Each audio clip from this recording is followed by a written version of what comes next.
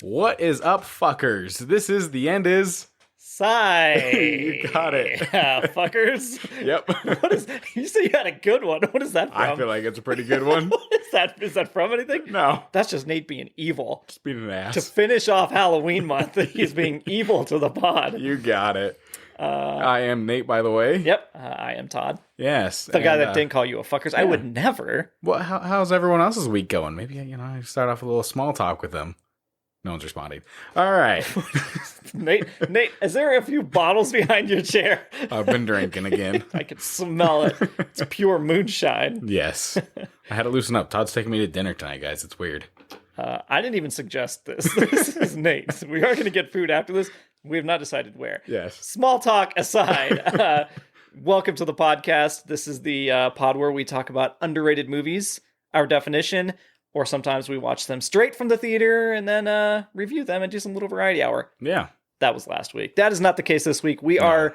Nate, what are we reviewing this week? This week we are doing 2007's Sunshine.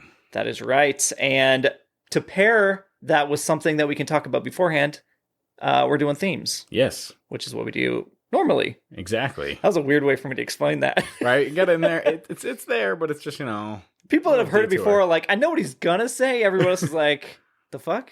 Yeah, so normally we do underrated movies. We take two themes from those movies. Two or so. Yeah, and we theme it with the movie, and that's all we do. We bullshit about those two themes. Yeah, so for Sunshine, what are we going to do? We are doing the sun itself. The sun itself. That big ball of fire in the sky. Oh, and not...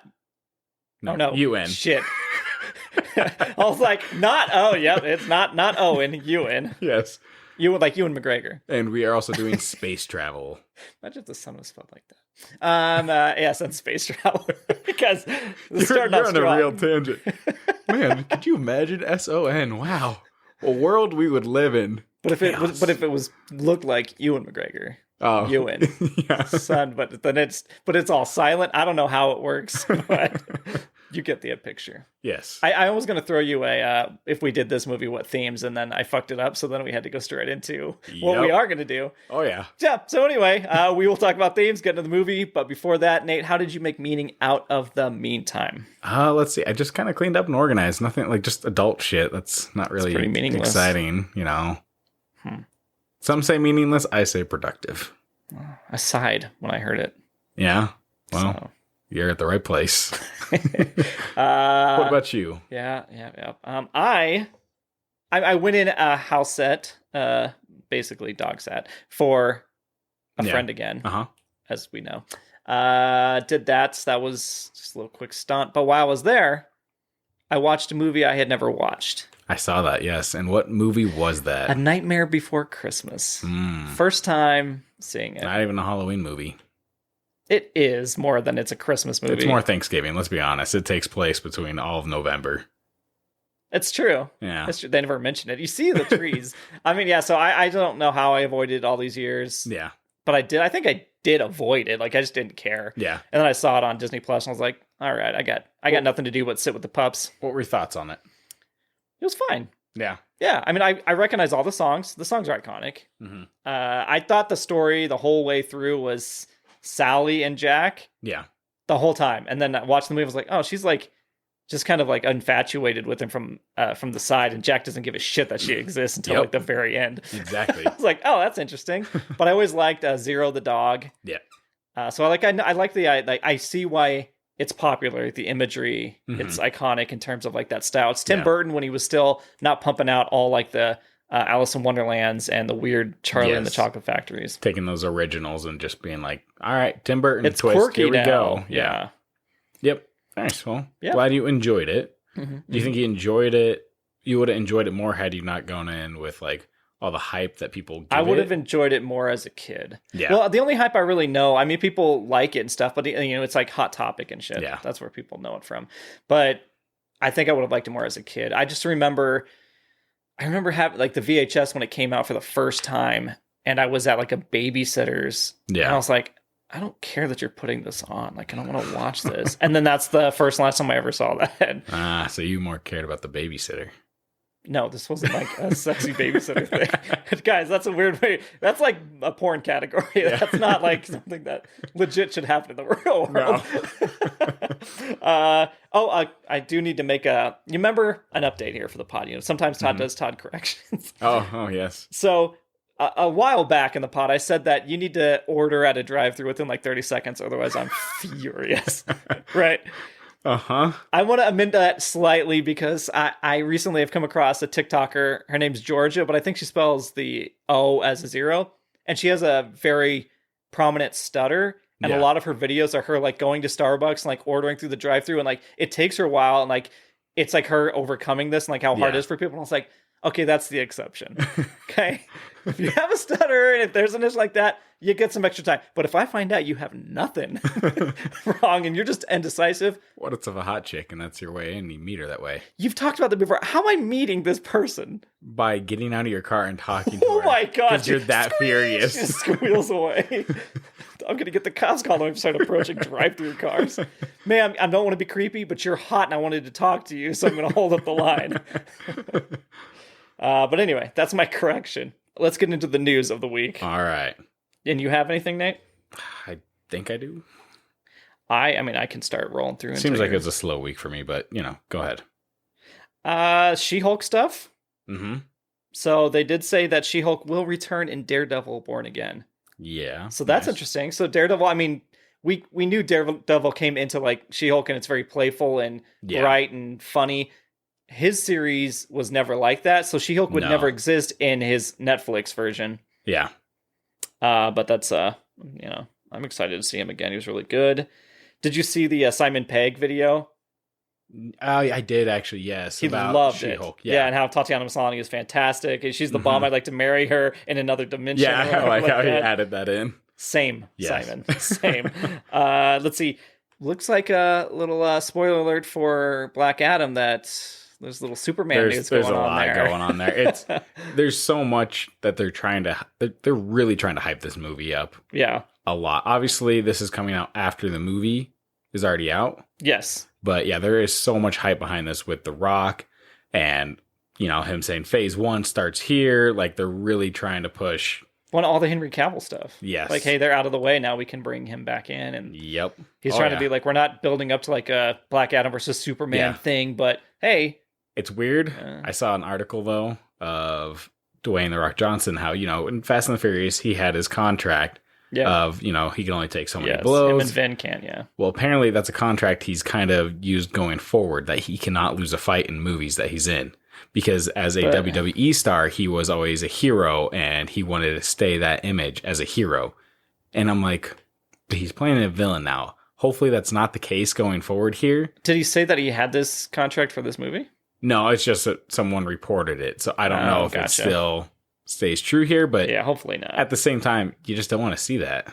No. Someone that's untouchable. If that's his contract going forward, why the fuck would you ever watch any of his movies? Right. Just be horrible. Well, speaking of Black Adam, yeah, I mean, as long as there's nothing like unforeseen events, you, I, and our logo maker, Alan, will have seen Black Adam by the time this comes out. So tune in next week where we're not going to talk about it. Yeah, maybe a snippet. We're not going to review it. It's not going to be one of those. Yeah. We are not doing that. G4 shut down. A year into it. G4, the video game. Not even open a year pretty much, and they just already shut the doors because they were a company before. Yep. Shut down and then kind of opened and did not get the traction they needed. No. I'm not surprised. I guess I didn't even realize or look into it when it was back. Yeah, I remember seeing clips when it was live, but at that point I think I had cable or satellite or whatever. Yeah. And then when I didn't, I'm not searching for G4 anywhere. No. And now it's gone. It's like, it was kind of like it's almost like when Futurama came back and left and things like that. Yeah. Did you? I always ask this question with you. Did you see A Christmas Story? Christmas. That's the name of the movie trailer. No. It's the follow-up from A Christmas Story. Christmas. No. That's such a horrible title. But in the trailer, they also show there's a picture on the wall, and it's of the three kids like out by the the alley. Mm-hmm. That's a movie shot. Were you telling me there was like a mom out there in the snow taking a picture of the 3 kids standing there. Like, that's fucking... Guys. So, A Christmas Story, is that the bunny suit one? Yes. Yeah, I have yet to see that. Which you get to your leg, the leg lamp. Yeah. Is from that. Yep, exactly. But anyway, yeah. So you haven't seen... You should see it. It's a fine movie. It's obviously played every single year, like 24 hours, or for that full 24 hours on TNT or TBS. Maybe it's TBS. Wow, that's commitment. Yeah. Every year. Dang. I do have something here, a little bit of news. Don't you dare break my stride. And it's an actor who's going to be in the Marvel Universe. Mm-hmm. Let's see if I remember his name. Sacha Baron Cohen. Oh, yeah. As Borat himself? Huh? No, as Morbius. Or not Morbius. What is this news? You have fumbled this bag. Yes, I have. What? Oh my God, I'm drawing a blank on his name right now. Sacha Baron Cohen plays Borat. He plays the Borat. actor. Yes, that's what I'm saying. But he's not playing Morbius. That's for sure. I am drawing a blank on his name. This is terrible. Man, no. It start with an M? It's the devil guy in Marvel. Oh, Mephisto. Thank you.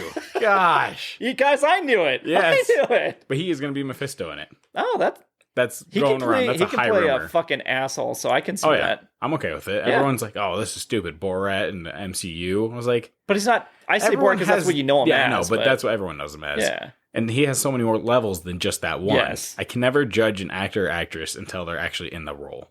Right. So see how they play out. Yeah, no, I like that casting. Yep. And Mephisto, yeah, that's a solid character. Thanks for saving me on that, as I completely fucked up through that entire thing. It's not Morbid time; it's Mephisto time now. On to other trailers. Creed 3 trailer dropped. Yep. Looks super good. Jonathan Majors is also in that. He plays Kang in the Marvel Universe, as well as from... I've seen the posters switched around with that, because it's like both of the actors in their respective corners, and someone went through and was like, oh, what we really see is Black Panther versus Kang. But that's a lot of nerd pages. You do follow some nerd pages. Yeah. But Jonathan Majors is also from Lovecraft Country. Yeah. And I believe that's Michael B. Jordan's directorial debut. Yeah. That's exciting. It looks good. I mean, it's hard to tell from just trailer shots, but looks like it's going to be an awesome one. Everybody seems to be coming back. It references the first 2 movies. Nice. Seems like a natural progression for the character. I guess I need to watch the first 2 movies. God damn you. Guys, save me. Well, here's a movie you'll probably see in the sequel script that's already been written. Did you see that? The Flash. Yes, I did see that. It is already written. What? I guess. How long has the original Flash movie been in production? Fucking years. Well, that's even like going back to Black Adam. He's been like casted since 2007 as Black Adam. Yes. It is ridiculous the timetable that it's taking for a lot of DC stuff to get going. Very true. The other guy just got fired. One of the leads. He left, or like the president. Yeah.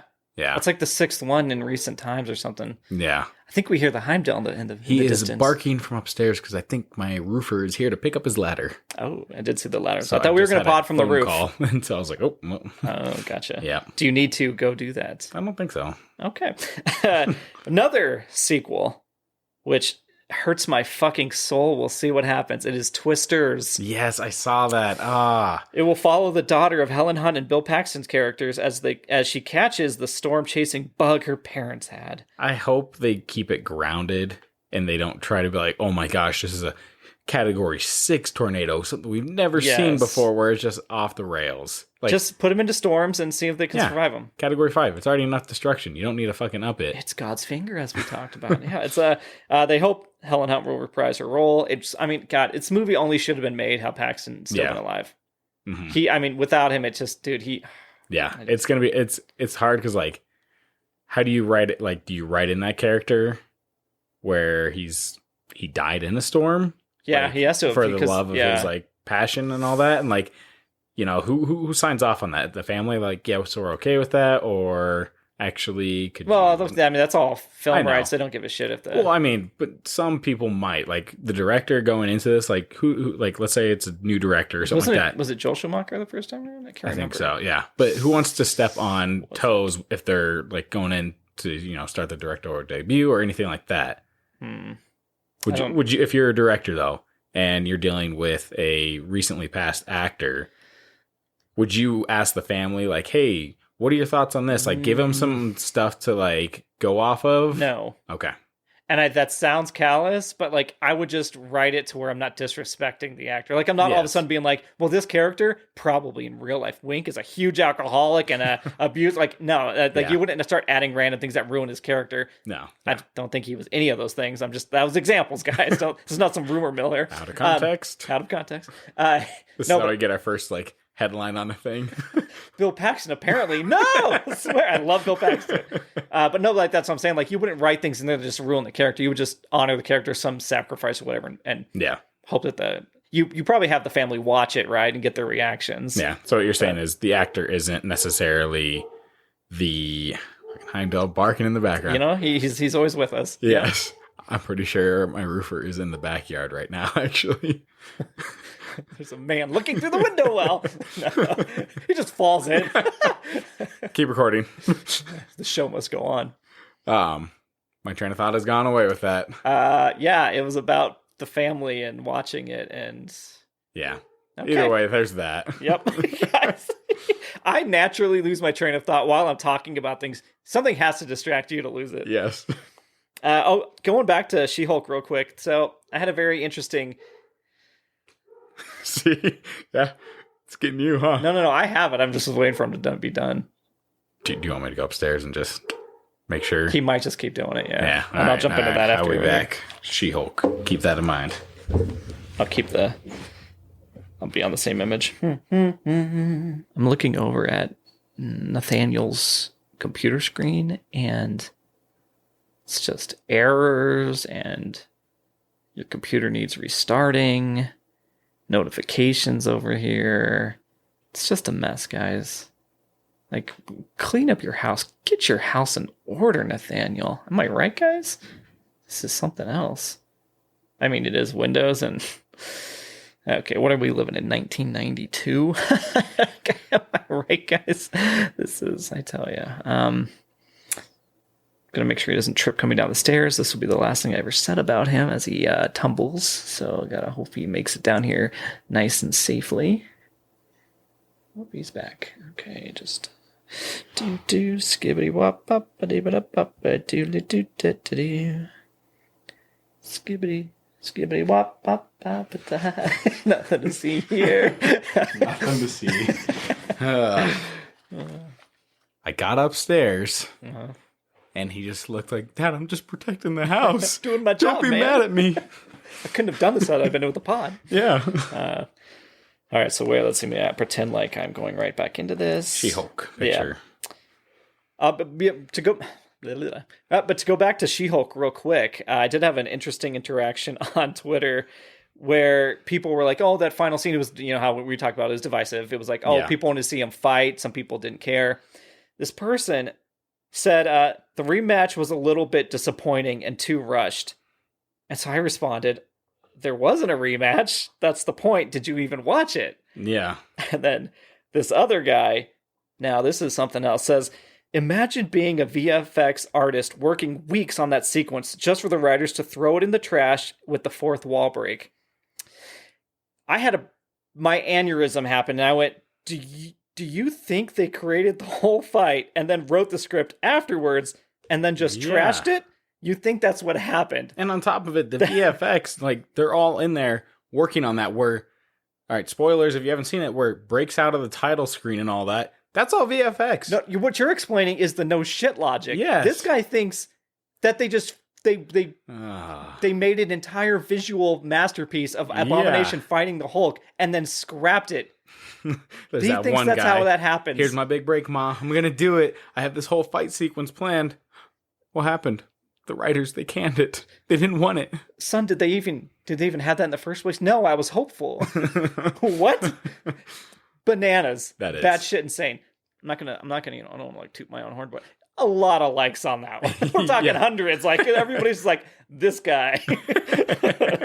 But anyway, so there's not always some very smart apples out there doing things. Maybe, I'll give him the benefit of the doubt. Maybe he wasn't thinking. I think he's doubled down since then. So he's drinking some of that liquor that's behind me right now. I guess so.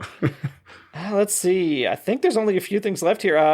Of course, Did you see Watchmen creator Alan Moore disowned HBO's Watchmen? This is embarrassing to me. Something else. He hates all of his adaptions. He doesn't like it. It's one of those things like, why? What's the matter with that? Just don't say it. Your shit's getting more limelight. Yeah. What does it matter? You go in knowing like, hey, this is what I wrote. They may change some stuff, whatever. Yeah. But it started with me. Yeah. We all agree, Alan Moore. Yeah, great creative mind. You created it. They're yours. We're not saying you can't have your own opinion, but maybe when they ask you, maybe just be like, no comment. Yeah, no comment. Or like, not this is just embarrassing to me. That's it's not something different where a lot of actors like, oh, I don't watch my own movies. Right. How hard is it for him to be like, I just don't watch my adaptations? Wow. Yeah, that answer works. Yeah, and all of us move on with our lives. Yeah. Netflix says it's committed to binge releases. They're going back. Yep. They will not switch to weekly. It's because people started saying shit. Yeah, probably. but most people in the comments and everywhere else are like, no, binge is what doesn't work. It's what gets shows canceled quickly. We've talked about this.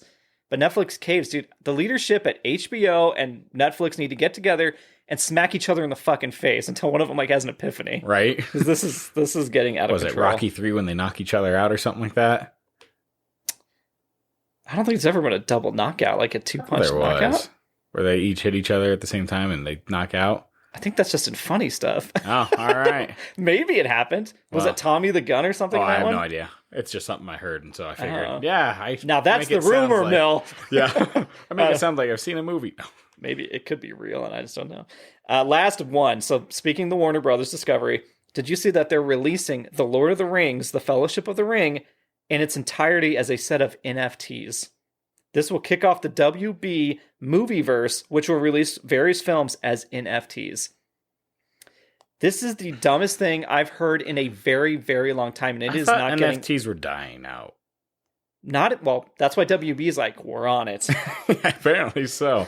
Like, I'll never understand NFTs at all. I'll never understand digital collectibles.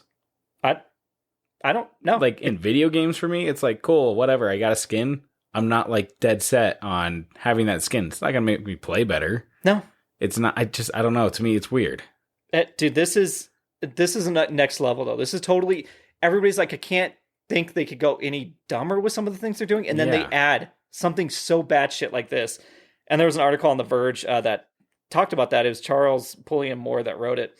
And I love how it starts. It says, for reasons that only Warner Brothers Discovery can truly know, the multimedia entertainment giant has partnered with Web3 firm Illuvio to release The Lord of the Rings in its entirety as NFTs, meant to kick off their movieverse. An endeavor that makes less sense the more you hear about it. And it talks about how it's basically, it's going to culminate into what they think is... Hold on, guys. Trying to read this article again. Batshit crazy. Yes, my favorite phrase.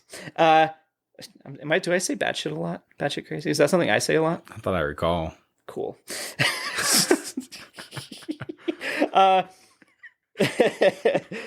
Anyway, it follows they talk about what, NFTs and how this is basically going to be a web version of a movie that has extra menus and like you can scan it to get little AR figurines of it and show you locations from the movie. So now I have to watch The Lord of the Rings on my browser to then get a busy menu of extra little features. This is never going to work.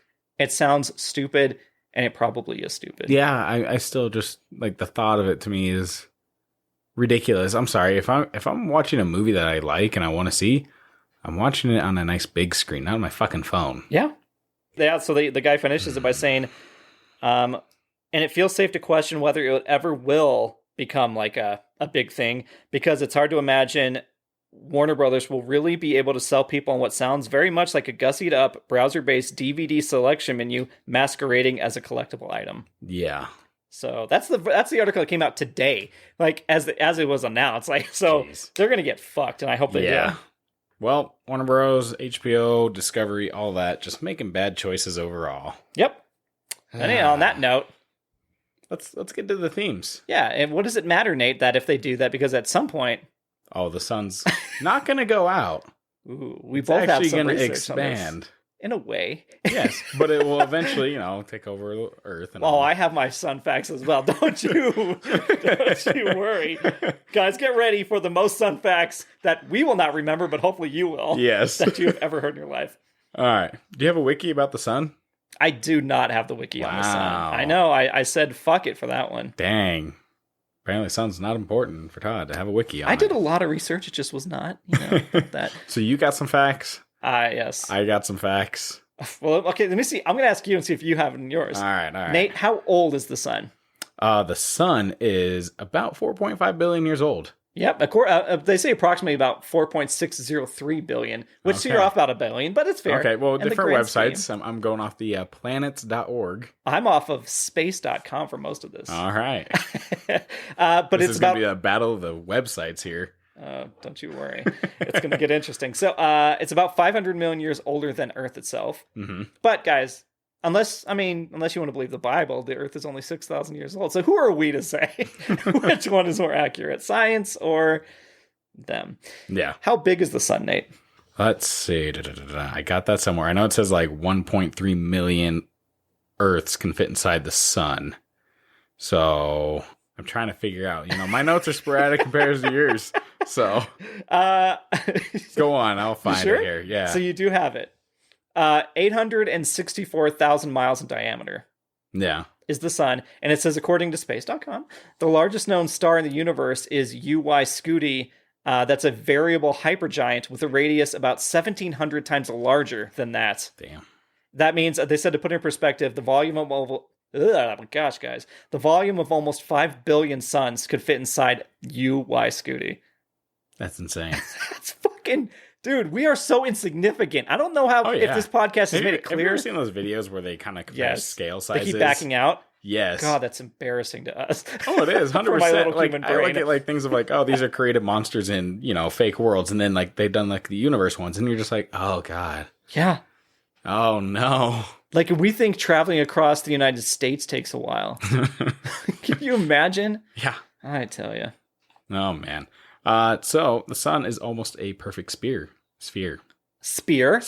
Ooh. Man, what if it was the shape of a spear? Our tidal waves would be fucking crazy. Yep. Okay, so perfect sphere. Okay. Yep. You got anything on that? No, I don't have any on that. So how dare you? They said, considering the sheer size of the sun, there are only 10-kilometer difference in its polar and equilateral diameters. This makes it the closest thing to the perfect sphere observed in nature. That's crazy that it's the sun that is the nearest perfect. Yeah. Like, I guess it makes sense if it keeps expanding, if it would go at a relatively similar rate across, every but like nothing else compares to it though. Which like, what is Earth? Earth's not a good sphere? Oh. No, we're not perfect, Todd. Are we flat? Yes. Oh. We should bring on a flat earther just to fuck them up. Oh, I don't want them to know where I live. Just past the ice wall that's at the end of the earth. Right. Nate, speaking of the end of times and Sigh, when will it burn out and why will it burn out? I'll start the first part. Yeah. According to space.com, my favorite now, astronomers, we'll get back to that by the way, estimate that the sun has almost 7 to 8 billion years left before it sputters out and dies. This one says 5 billion years. Well, they're fucking wrong. So, guys, between 5 and 8 billion years, so give or take. I mean, let's be honest, like, who has the exact science on this? No, well, plus they say most people think humanity will be dead long before that ever happens, and guys, look around. It's happening. So, yeah, but we'll actually get to more of that in the Sunshine review of the science of sunshine. Mm-hmm. Good alliteration. Science of sunshine. Thank you. Nate, so why is it burning out, though? You said it's expanding. Yes. He is furiously looking at his notes. He's like a radio producer right now behind the glass. You're like, why are you dropping to me? Keep talking. Exactly. Oh, man. So here I have one day the sun will consume the earth. Ooh. The sun will continue to burn for about 130 million years after it burns through all of its hydrogen. Instead of burning helium during this time, it will expand to such a size that it will engulf Mercury, Venus, and Earth. When it reaches this point, it will become a red giant star. Yeah, I had similar stuff on there. Like, it's going to become a red giant, and it's all about the helium, that it eventually will run through the hydrogen, become helium. Yep. And then we're just fucked, and you can't, really replenish that. Yes. Do you know how fast the sun travels? Like, what do you mean? Like, travels where? Like, around us? No. Guys, don't clap that out. Like we go around it, guys. I know how the solar system works. I was just trying to understand what Nate was talking about. I'm not like, dumb. How fast the sun is going through like the Milky Way galaxy, like in well, space. that's so the entire all of us would be going with it. Yeah, but like okay. The sun itself is also traveling, right? But it's all in comparative. Like we're not. It's not all of a sudden like, oh shit, it's getting too far away. Like we're going with it. That you threw me the fuck off. Okay, how fast is it traveling? It's 137 miles per second. Ooh. So yeah, it's how fast can the Flash run? He's not that cool. Let's be honest. The sun beats the Flash. Yeah, the sun beats most things. Yeah, we're only here because of the sun. I just pulled up some random stuff. How long does it take to go blind from staring at the sun? Oh, but when you type that in, no one wants to give you like a real answer because they don't want you testing it. I think, but it says permanent retinal damage can occur when someone looks at the sun for 100 seconds or less. This is under 2 minutes. So don't even get close to that. Don't do it for even 10. They said like permanent can happen at like 10, guys, in a matter of seconds. I thought it was one of those things like, when you look at the sun and then afterwards you blink and there's that dot there. I try not to, but yes. Yeah, that dot leads you to treasure, right? It's like a leprechaun ruse over here. Guys, don't do that. Don't look into the sun for treasure. It says, though, what's creepy about that is I didn't know. It says, what most people don't realize is that you won't feel any eye pain while the damage is occurring.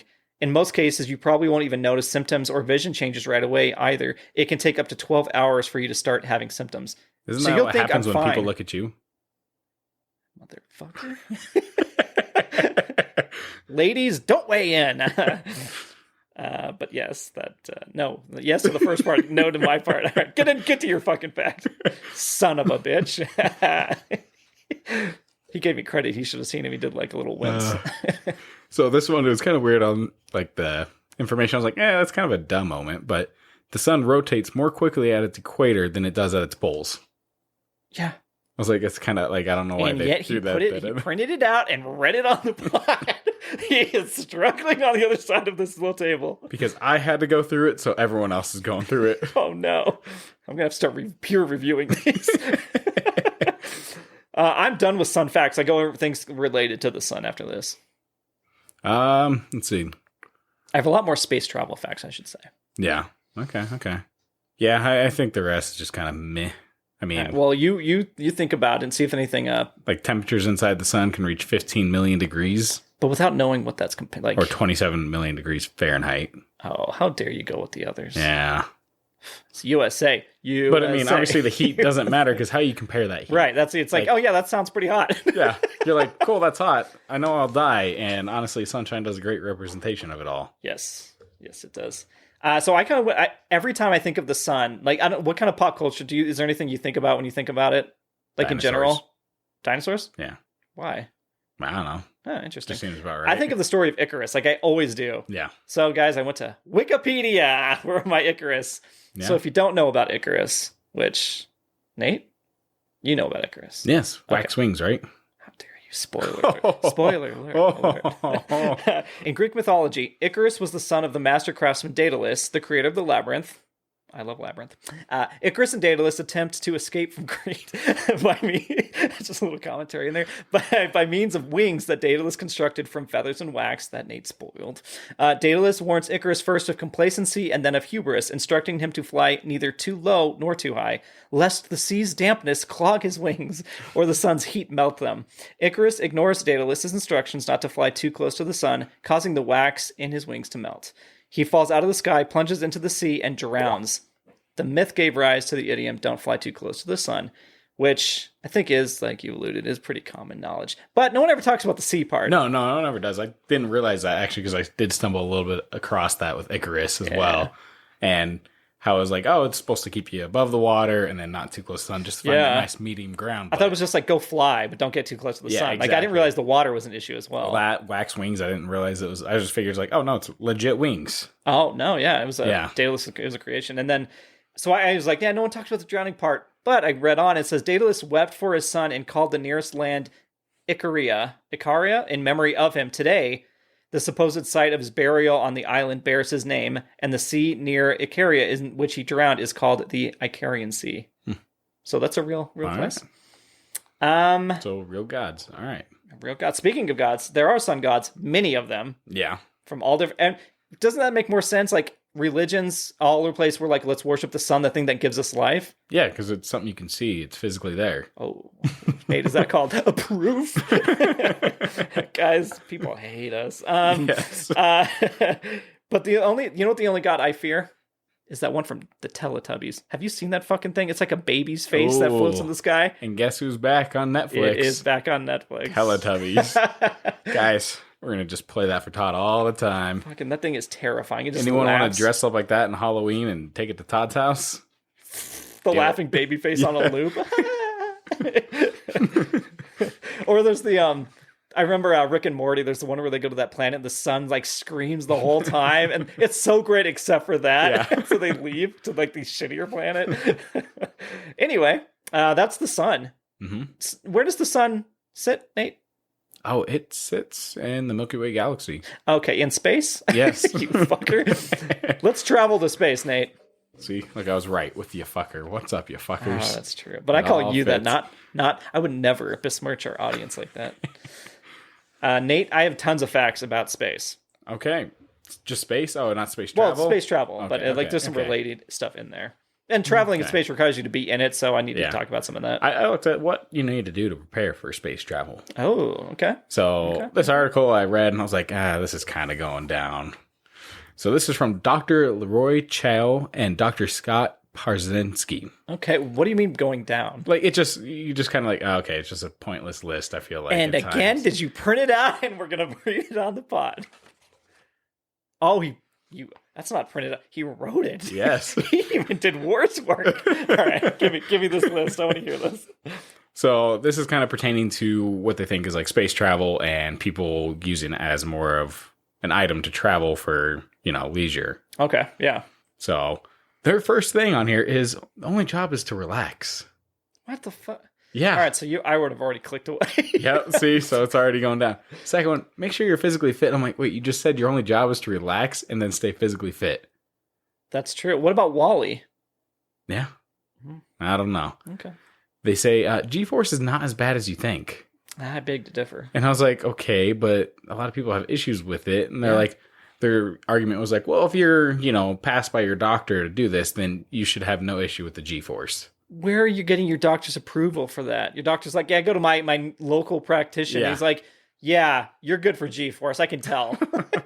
He doesn't have a fucking chair in his back room that spins me around. So 4 and 5 kind of coincide, but they made them different points. Book a 0G flight. I was like, okay, that makes sense, But I thought if you're fine with it, it doesn't matter. Yeah, well, yeah. But a 0G flight meaning like zero gravity. And that okay. Yeah, yes. Yeah. So not the other G-force, but zero Gs. Golly. Gravity, guys. The main G, golly. Yes. Zero golly. From golly. And then the second one is scuba diving is a good weightless training. Yes. And I was like, okay, well, that coincides with booking like a 0G flight, like kind of training for that aspect. Right. I guess they're two separate activities, but yeah. How do you feel you'd do with like 0G? I would really enjoy it. I bet I'd be, I want to be honest here. I feel like I'd be a fumbling idiot in there. No, yeah, it would definitely be an adjustment period for sure. There's no one's like, oh yeah, I'm just totally good at not fucking having gravity. That's those natural sports stars, right? They just get in and they're like, fuck yeah, I got this. Right. It's always played for comedy when they send people up there to try and do stuff. Yeah. I mean, even the best, most trained astronauts are still probably struggling with getting back into 0G. Yeah. 6, don't, figure out a game plan while you're in space. What the fuck does that mean? I'm going to head over to Jupiter for a little bit. Like, what are you talking about? I'm going to see what it's like to jerk off in space, I guess, is what they're saying. Why did you go to the jerk off? Can you imagine the cleanup? Everywhere. Not even everywhere. It's just floating around. Yeah. It has to stop somewhere. Don't worry about photos is one of their okay. Do we have points. To continue this? No, there's a few, yes. Don't worry but honestly, about photos. Like, yes, I was like, that doesn't make any sense. Like, obviously you want to capture the moment, but I understand at the same time living in the moment. That's what they're pretty much saying. If I go to a new country and I take photos, I'm definitely taking photos in space my first time. What are you talking about? Like, you have to take my word for it. I was there. I know it might surprise you. 0G, you might get dizzy. Oh, so 0G again. Yeah. Back to the G's. Okay. Bumps and bruises. Okay, same fucking thing. Yep. Good.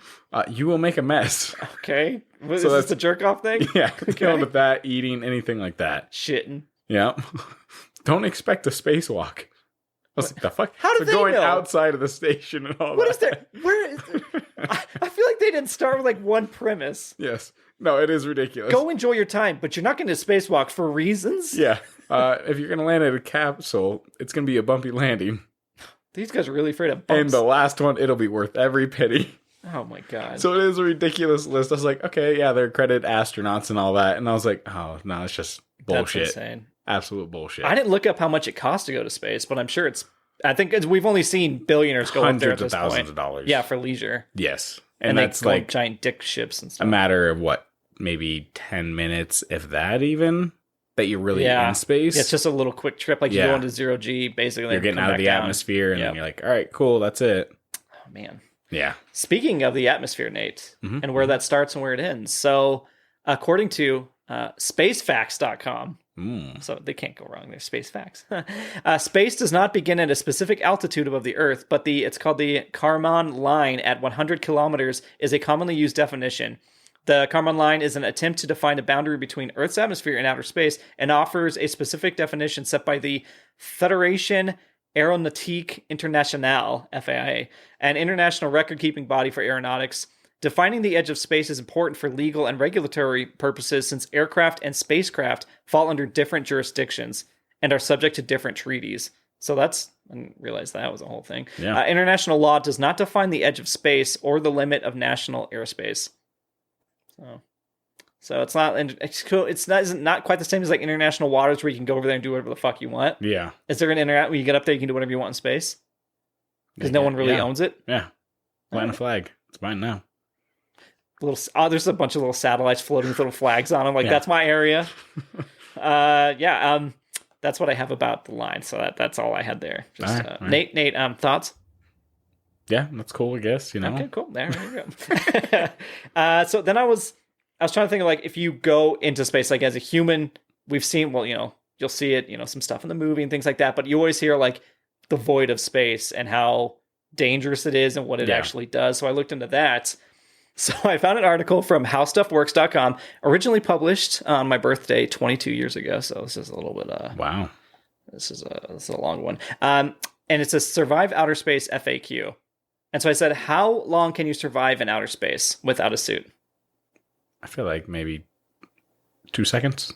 Oh, no, actually. That's the myth. So you lose consciousness in about 15 seconds. You'll die after 90 seconds. So let's be honest, 15 seconds. Yes. And but how fast do you think you'll freeze? I'm going to go with 69 seconds.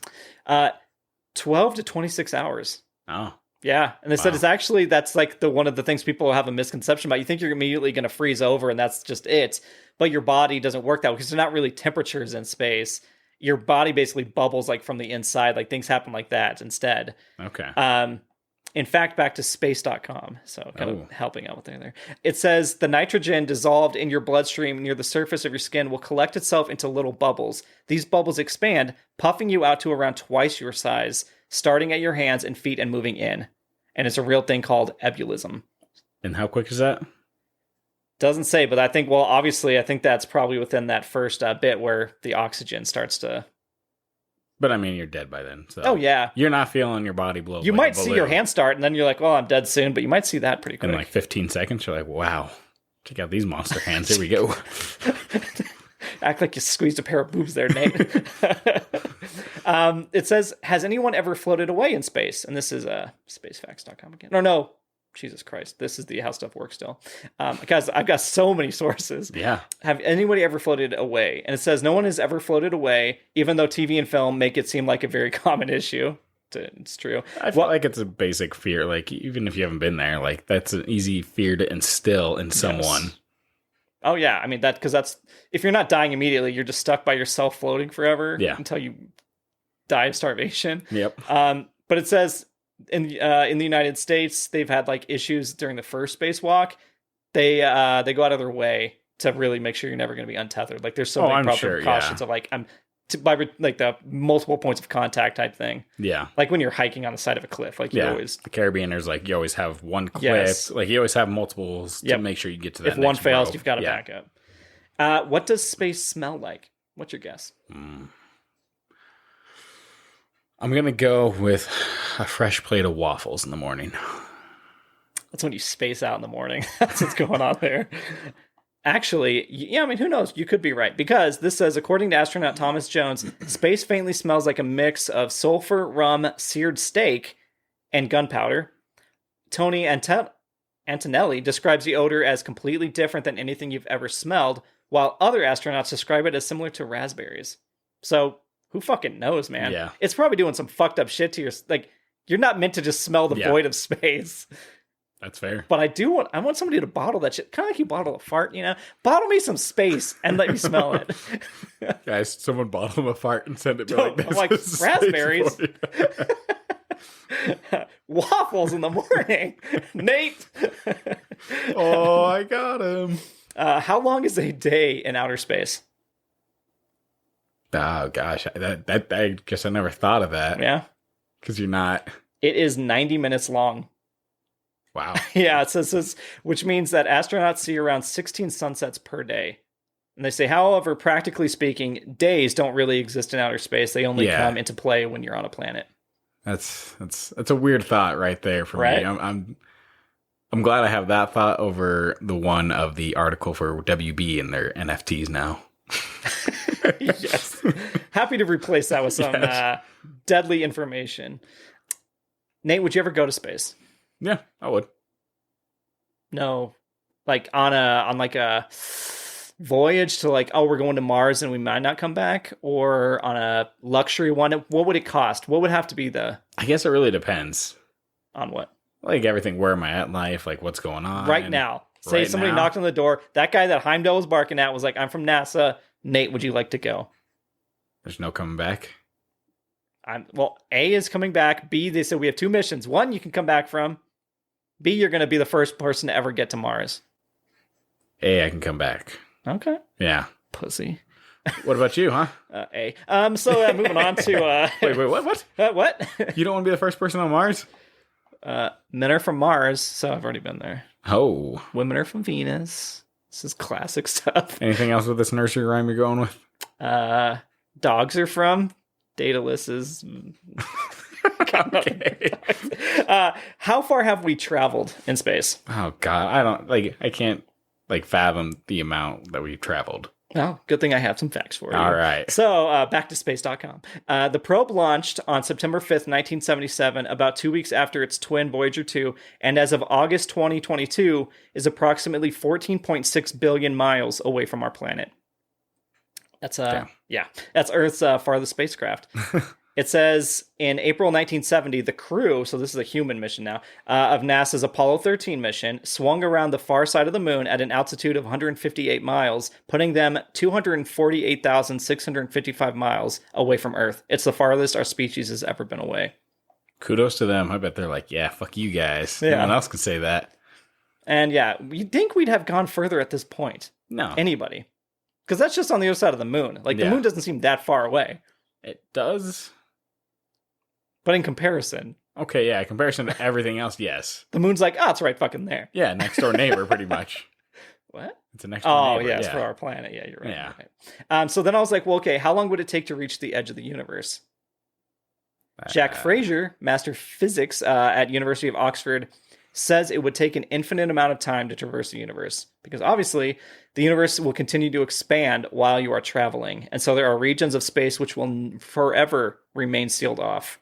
Even traveling at the speed of light. Well, thanks, Jack. For that existential crisis. Yes. Yeah, space is... Because if you believe in the Big Bang Theory, it's constantly just keeps going. Which blows... As a human, how do you rationalize that? That's why people are like, well, God will do everything. Because it's like, the alternative is there's a void beyond the void that we're filling in somehow. Yeah, you're never going to find the end. Crazy, right? Yeah. It's like Earth, you think like you can walk around... You can continue to walk around the Earth. Eventually, you're going to end up where you started. Yes. Universe? No, fuck that. You're going purgatory. Yes. Can you? Oh, man, but how? But more exciting. I would love to see that edge, though. Wouldn't you? Yeah.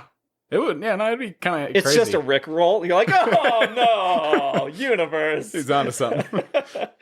Now, if you had a choice to, like, visit any planet, is there a planet you'd like to visit? I mean, obviously, it's hard because, like, if you don't know any research about it, you're just going based off of like, sure, that planet there. Is it called Europa? Is that the other, like the nearest Earth-like planet that's out there? I was figuring just here. out of our solar system. Oh, man. Hey, I want to go see Pluto because, man... That's not a planet anymore, isn't it? Yeah, I think it came back in. Oh, okay. I'm going to make it a planet. If I go over there and plant a flag, it's a planet again. Humans have been there. Where would you go? I feel like Saturn. Isn't Saturn just gas? Can you not? I think so, but I think the rings and all that. I think that's. You just want to go through them. Yeah, I think that would be the spectacle to see. Okay. So, yeah. Well, tell us in the comments. Yeah. That don't exist. Not Uranus. But the thing is, Nate said that because that is his answer. He thought about it. I didn't even think about it. Making fun of the people that don't exist. I will finish with saying that something shook me to my very core. Beyond that, there's no Into the Universe. I was researching this stuff, and space.com popped up, Mm-hmm. all this good stuff. And it says one of these articles finished with Live Live Science's sister site, space.com, previously reported. I stopped reading, guys. Like, I'm not even kidding. I was like, oh my God, no.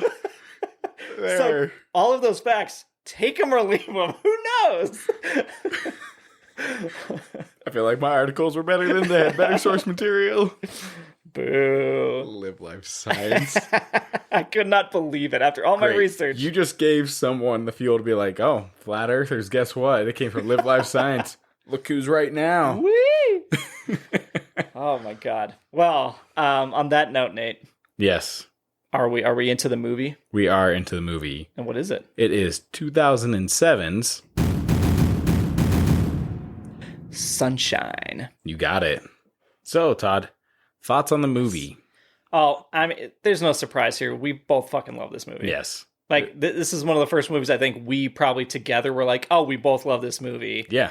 It's phenomenal. I mean, it hits a lot of the fucking marks. It's weird. I was thinking about it. Like, it is underrated. Yes. And I wonder how it would do if it was released now.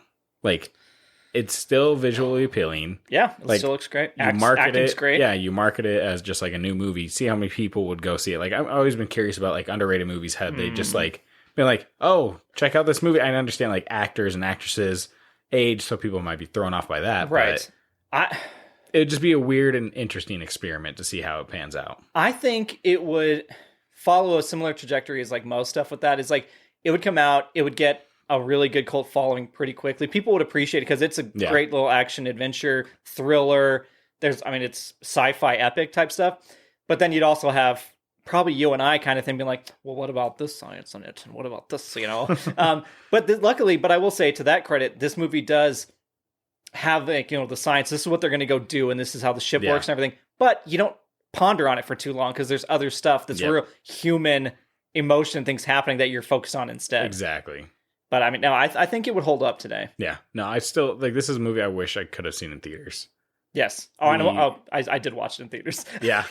Why did I say yes? Because I saw it the lyric. So that's not a theater. It was, but Yeah. It was a big ass screen. I'm talking like with a crowd. big ass screen. Like an IMAX, Yeah, exactly. They'd have to remaster this. Oh yeah. Because I think some of like the textures and stuff, you can see it gets a little blurred out. Like it feels like oversaturated sometimes when it's like supposed to be in the really dark areas and stuff of it. It's like, I can kind of see it's an old version of something. Yeah. But yeah, no, everyone in this movie, really good. Do you want to go over the cast? Yeah, well, first it's directed by Danny Boyle, who I love. He's 28 Days Later. Yep. We did that on the pod. Trainspotting, things like that. He always has a very solid style. Yes. And he always stars very good people. One of them happens to be Cillian Murphy. I think it's his favorite. Yeah, as Kappa. Great names, by the way, on these people. Rose Byrne, great as Cassie. Chris Evans as Mace. Benedict Wong as Trey. Michelle Yeoh as Corazon. Cliff Curtis as Searle. Hiroyuki Sanada as Kaneda. Troy Garrity as Harvey. Yep. Like, that's a stacked fucking cast. Oh, it is. It is a stacked cast. And apparently, Danny Boyle, Danny Boyle. I don't know why I was thinking David Boyle for a second. Who's David Boyle? I don't know. His brother that's always in the wings, like, no. Yes. It's like, he gets all the credit. You're the favorite. I wrote all of these. He just makes them. Danny Boyle, like when he did the casting for Michelle Yeoh, he was so impressed by her that he wanted to actually let her choose whatever role she wanted. And he was ready to change the gender of roles and everything. Wow. Completely change it up. And I was like, kudos. That's awesome. Like that she gave that good of a performance, and the character she went with was phenomenal as it is. Yeah. She's I really like her character. We'll talk about her a little bit more after spoilers. But yeah, it's synopsis. I'm not even going to read from the back of the box. I'm going to read from the narration. That's the opener. Yes, this tells you everything honestly, you need. That's perfect. So we've got Cillian Murphy, and he says, "Our sun is dying. Mankind faces extinction. 7 years ago, the Icarus Project sent a mission to restart the sun, but that mission was lost before it reached the star. 16 months ago, I, Robert Capa, and a crew of 7 left Earth frozen in a solar winter. Our payload, a stellar bomb with a mass equivalent to Manhattan Island. Our purpose, to create a star within a star. 8 astronauts strapped to the back of a bomb. My bomb.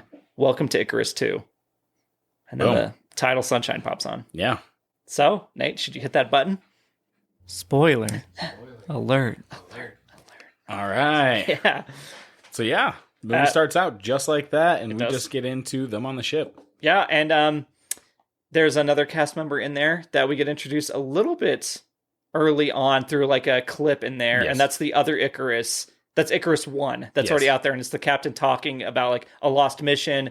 They're not quite sure what happened, so that's all they know about Icarus 1. Mm-hmm. And Nate, should I do my classic plot points? Yeah. Okay, so you okay with that? Look at me. Yeah, eye contact. Okay. Plot point 1, I like to call this one The Earth is Ice, the Icarus 2, and the crew. Yes. So you start basically quickly with Dr. Searle, Cliff Curtis.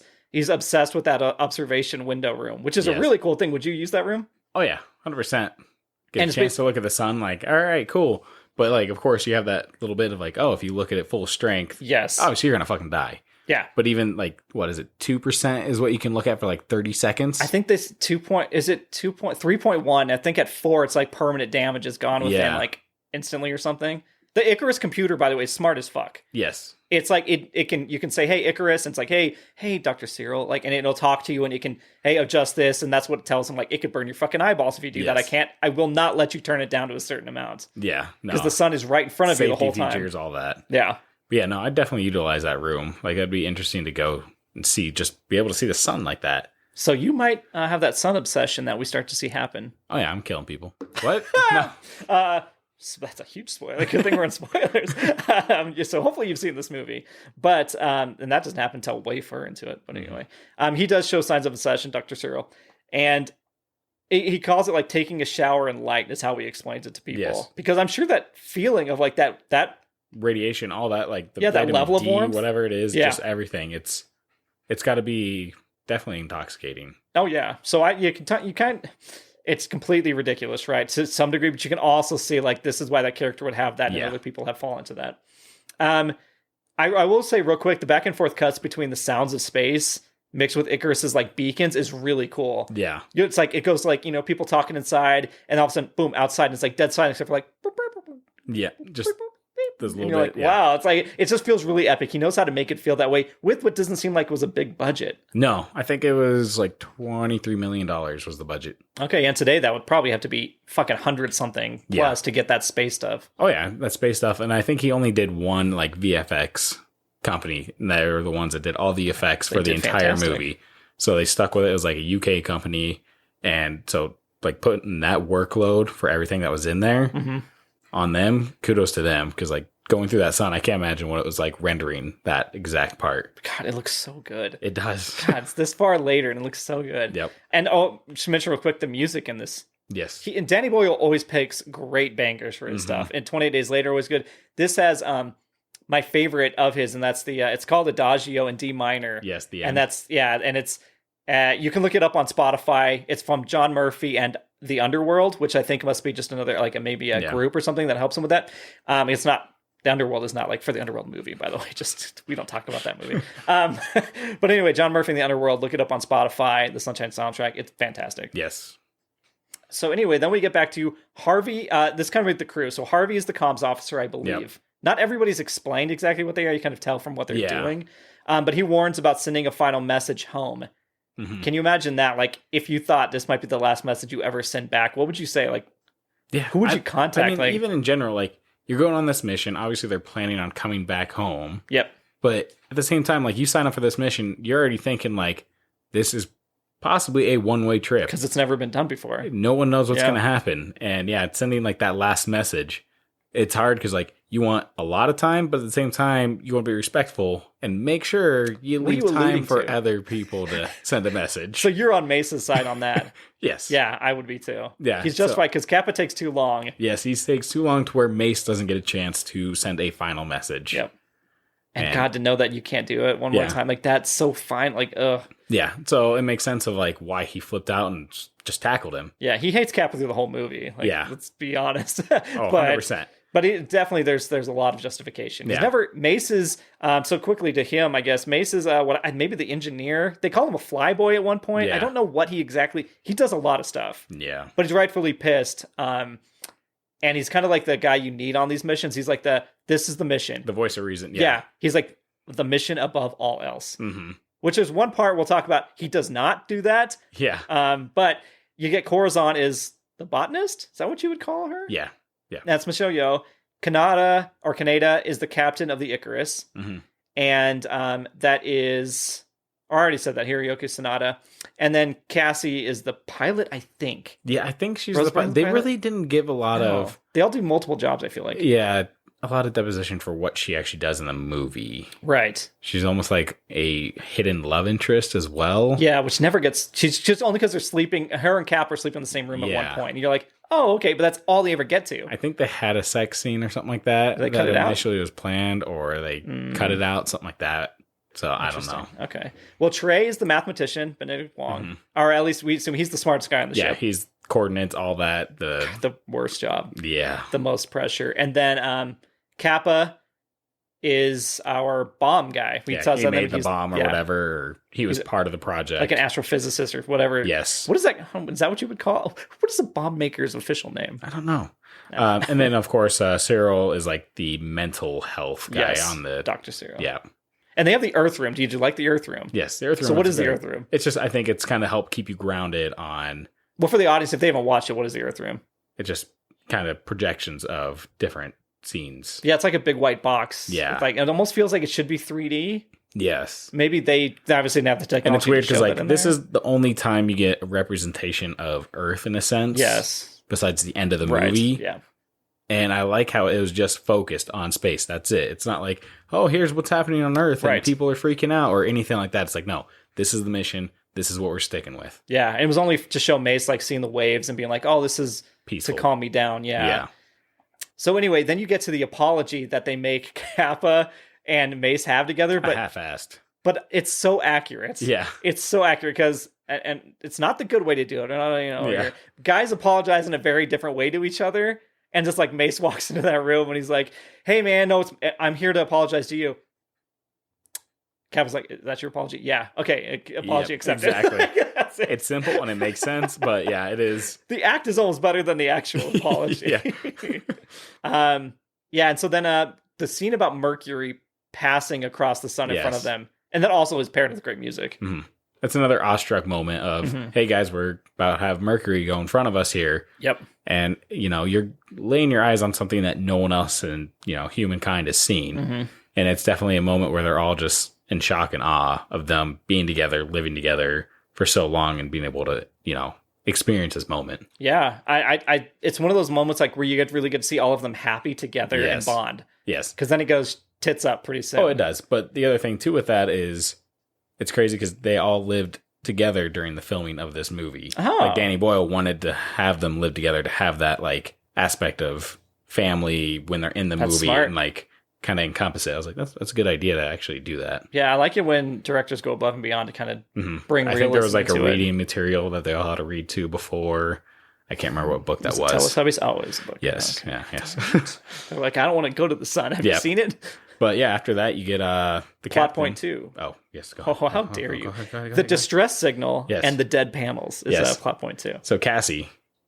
Yes. She's the one that hears the transmission. No, that's Harvey. Harvey's sticking his head through the green thing. Oh, okay. Which, is that a real thing? I think I've seen that in other sci-fi movies in space. Yeah. Like it's like a green light that you put your head through and you can hear like the sound waves bouncing off of that. Yeah, I have no idea.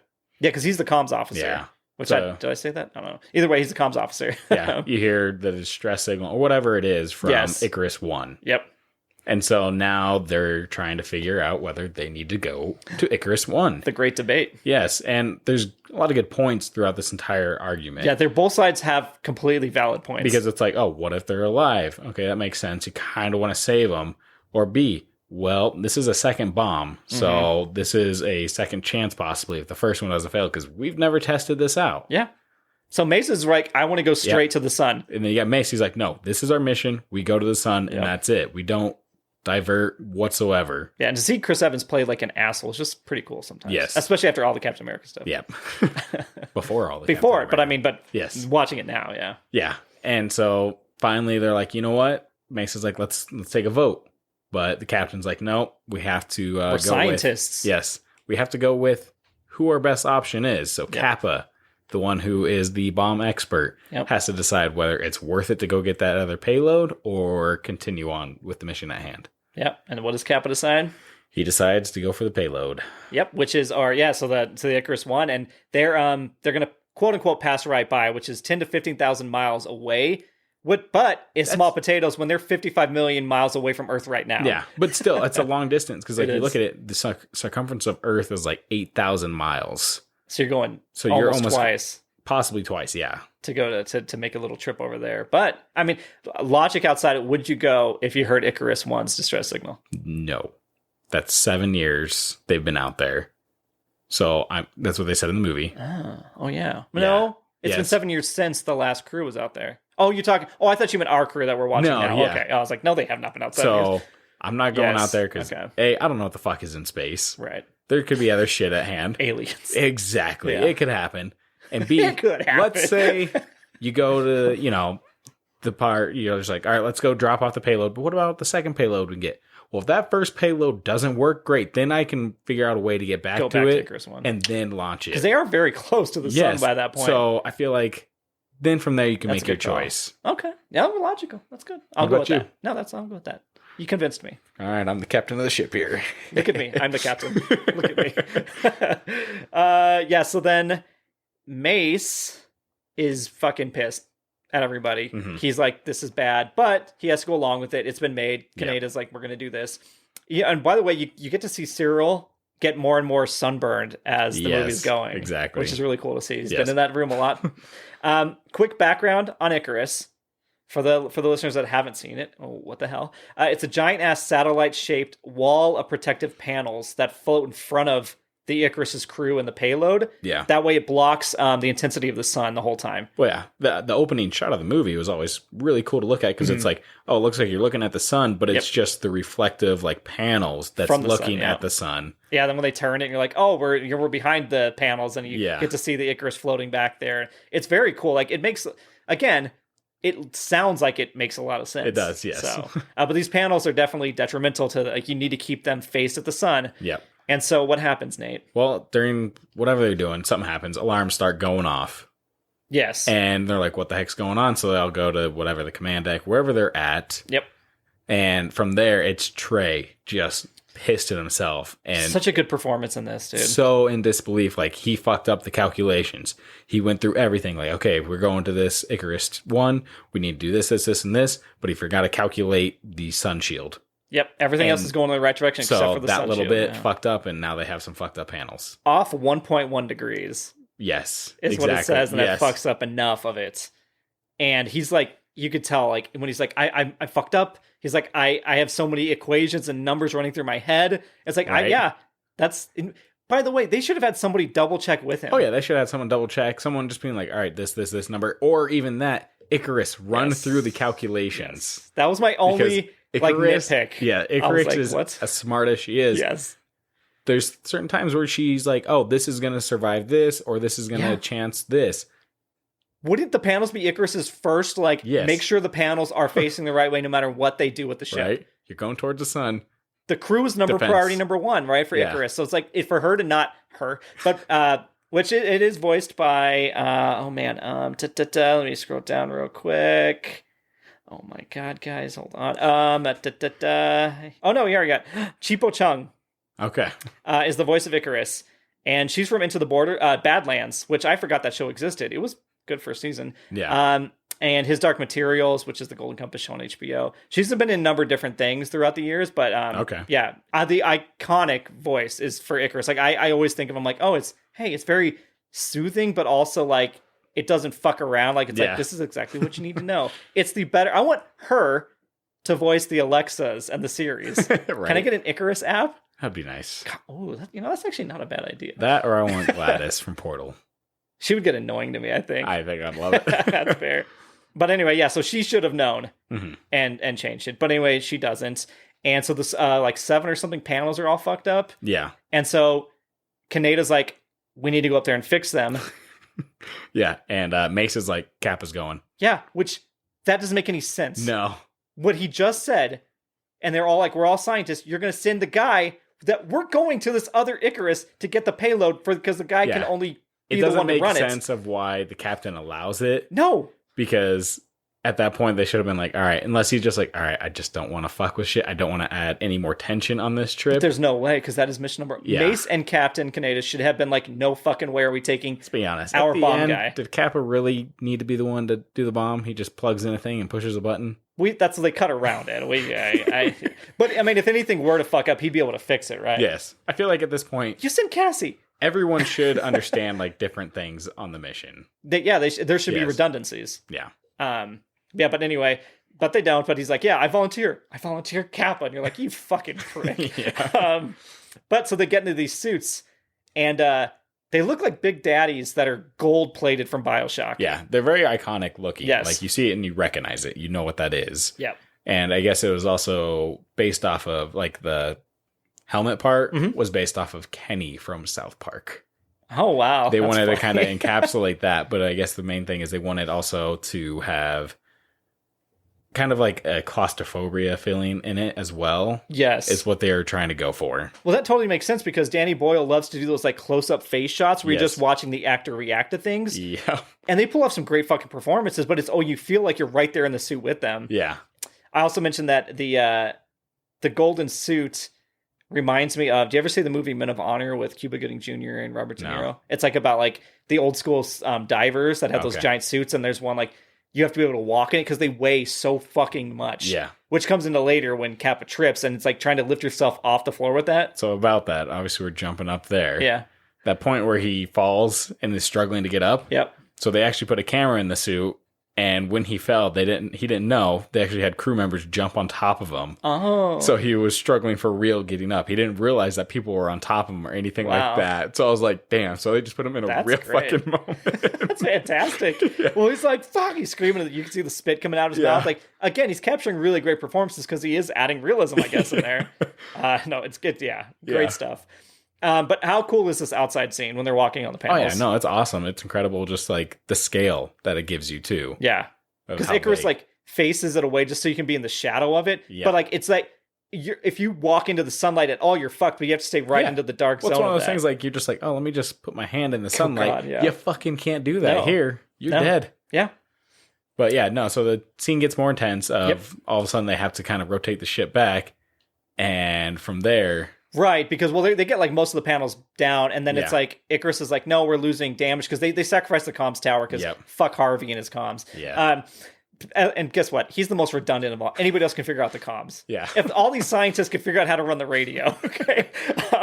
No offense to real comms guys, but then so Kaneda's like, Kappa, you need to go back because Icarus is going to move the ship back into the sun, and you don't need to be sacrificed here. Like, Kaneda knows I'm probably not going to have time to make it back. Yes. And so, like, he's not going to be able to make it. And he turns around and just kind of faces the sun. Yeah, and accepts it. And at this point, too, you have Cyril being like, what does it look like? What do you see? What do you see? What does it look obsessed. Like? He is just like, fucking tell me. Yeah. And he doesn't say anything and just instantly Yep, you see up. Like that wave like go over him and it just turned to white. And just dust. Yep. That's all it is. And Kappa like jumps off the side. It's like the solar winds catch it or something like that. So, but during all this happening, they get the panels fixed. They're all excited. And there's so much enjoyment. A solar flare actually kind of ignites and hits the garden. That's right. And it's a beautiful, we didn't even talk about the little like biodome inside of the ship is great. Yeah. And from there, because they're harvesting oxygen to help kind of make this trip worth it. Yep. And it's just, you don't even know what's happening because they're all in excitement of like, yeah, we got the panels fixed and everything's happening in our favor. But then that happens, the captain dies, and it goes to shit. And then Trey's medically put into like a coma because he's fucking He's on suicide watch at that point. Which it makes sense. Yeah, it's... Man, I think that's why they ended up being like... Because Icarus is like, I'm going to override and move. And they're like, no, we're overriding. She's like, no, this is the danger of the crew. I am not letting you override it. So then Cassie gets it. And then Mace will not override. Harvey does it. But then Mace is like, Kaneda, back me up. And Kaneda's a man, dude. He's like, yeah, dude. I'm not going to override that shit. You're going to have to let the Terran. Like, God, it's such... They're all badasses in this. And then we get to plot point 3, which is Icarus 1 and the sacrifice. Yes. So we said Trey is sedated for suicide watch. There's not enough oxygen to get them all the way to the payload and back with the amount of crew members that there are now. And Corazon, Mace, and Cassie are talking about that. Yeah, so this is where they have to realize we have to go to Icarus 1 because there's a chance that they have the oxygen we need or anything like that to make this trip because they don't even have enough to get to the sun. Nope, that's right. Point. Yeah, that's right. Not even to get to their mission. And so this is where they're taking that shot in the dark of hopefully it is up and running because it has solar panels, so it still has energy. Yep. It has the potential of still being possible. Yep. So they get there and they dock. Yeah. Before we arrive real quick, we get to see the giant warehouse that the payload is housed in. Oh, yeah. Which is fucking massive. And so it's to show us the scale of inside the ship. I mean, because you're like, oh, it looks small when you're showing it from space. Yeah. But then you get inside just this one part of the ship. It's like a giant aircraft carrier magnified, like multiplied or whatever. Yeah. It's just, It's fucking massive in there. Yeah. And so then like Kappa's little thing is like you go into the floor and you've got this like little 2 stairway that's above a void as well. Yeah. And he's got the bomb that he can like show the spark, he can like test the reaction to see if it's still working and then shut it off. That can't be true, but it looks beautiful in the movie. Let me just test it. Yeah, the fuse lights, but I can take it out real quick. Yes. Like, I'm not going to let it totally go. Yeah, don't start the solar around it. Well, Kappa did it. Yeah. But anyway, yes, they arrive at Icarus 1. Yeah, and they get on the ship, and as they get on the ship, there's kind of flashes real quick. Yes. And covered in dust, too. The whole ship is in dead skin, which Cyril likes to remind them. It's so much dead skin. Yeah. But yeah, the flashing of... Every time a flashlight bulb goes across our vision as the viewers, like across our screen. Yeah. And it's Icarus 1's crew. Yeah. But you don't know that at first. Yeah, you don't know at first, but then it kind of gets slower and you kind of see that final photo of them like in a luau, right? Yeah. Do you like that he kind of broke the fourth wall with that to show that? I'm okay with that, yeah. What about you? Yeah, no, I'm saying like, I mean, I can see how that might turn people off because all of a sudden the movie does shift some things every now and then. It does. And it's never done that before, but it's like, here's the beam of light. Anytime somebody crosses it, it's like, well, here's that guy smiling. Like, at first you're like, did I fucking see that? Yeah.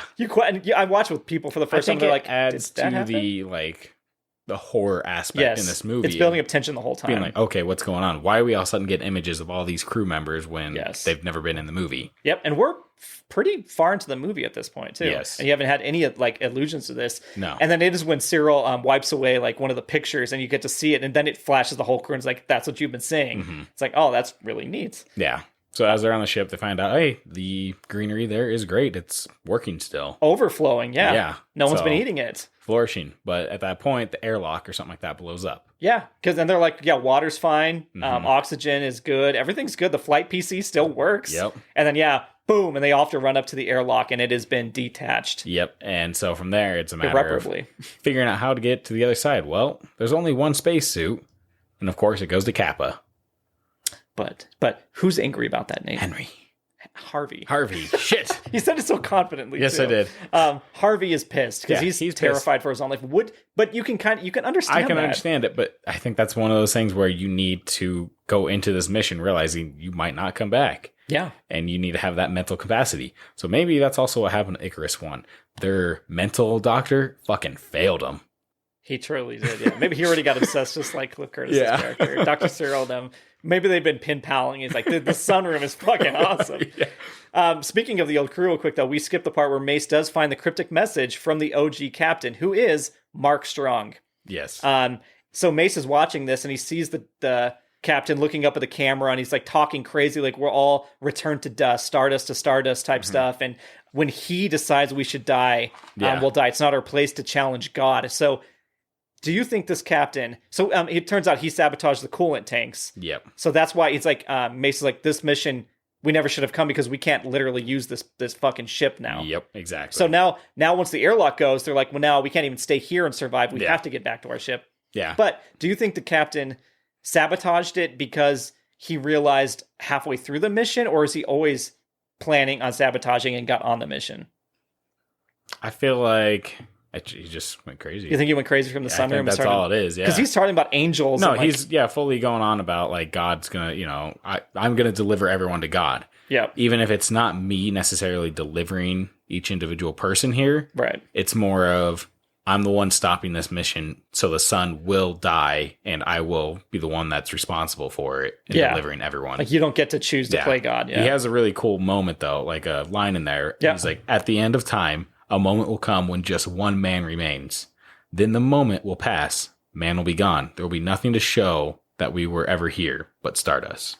Yeah, and you're like, oh shit, he's right in that sense. He's a fucking poetic killer, man. I tell you, he's a crazy guy. So yeah, I mean, well, and then Jesus. So Cyril did find the crew. Yes. In the observation room, filter all the way down. Like, he opened it up to the sun and just fried the whole crew. Exactly. They are dust. Yeah. But anyway, yeah. Back to the airlock, Nate. Back to the airlock. It did break. It's irreparably broken. Harvey wants in. Yep. But they're like, no, fuck no. You can't get in there. Yeah, not happening. So what does Mace suggest? So he suggests that they're going to shoot across with him, but they're going to wrap themselves in the insulation from the ship. It sounds very smart again. Yeah, it does. It's very clever. Like, it's one of those things, like, does it work? But at the same time, you're like, fuck it, I can go with this. Right. It works. But you would think, because the airlock is the one exposed to the air, like, it has to have those, like, the interior, what did you just call it? Like, the insulation? Yeah, like, to wrap it in those panels would have to be very... Yep. They're not 100%, because we see Mace and Harvey get covered in it, and Dr. Cyril's like, hey, one of us has to stay and manually do it. And Harvey's like, it's going to be me, isn't it? Yeah, he was like, no, and Cyril actually is the one's like, I'll do it. Yep. And I think it's because he realizes, like, he is starting to fade and, like, go away and, like, just kind of go crazy himself, possibly. Yeah, or he's, like, the most unnecessary one of the crew now. Yes. You don't need the doctor when there's no mission home. Yep. Like, everybody doesn't need therapy. Yeah. It's not going to last much longer. Exactly. So... he's the one that opens it up, and they all shoot out across. Yeah, it's really cool. I call this the gauntlet. It's just really cool where Mace and Harvey are holding onto each arm of Kappa, and they shoot through, and the music's just going, and both people lose grips on him because they're going fast as fuck, boy. Yeah. But Harvey... But the thing is, like, before that, even, like, as they get shot out, you don't know who is who in the scene. Because they're covered from head to toe. You don't know if it's Harvey or Mace. That's true. Who gets launched in which direction. I have the hindsight benefit. Yes. And so from there, you're saying... he grabs Mace that's about to bounce away, and he swings him into the airlock. It's really cool. And then they close it down, and he's like, I lost Harvey.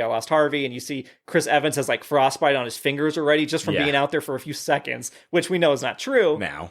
But it's cool. For people that don't know, it's still fucking awesome. But it's a cool scene, was Harvey flies away. Tell us about Harvey, man. Instantly just becomes a popsicle out there. He opens up he takes off his mask, or the covering, and is like...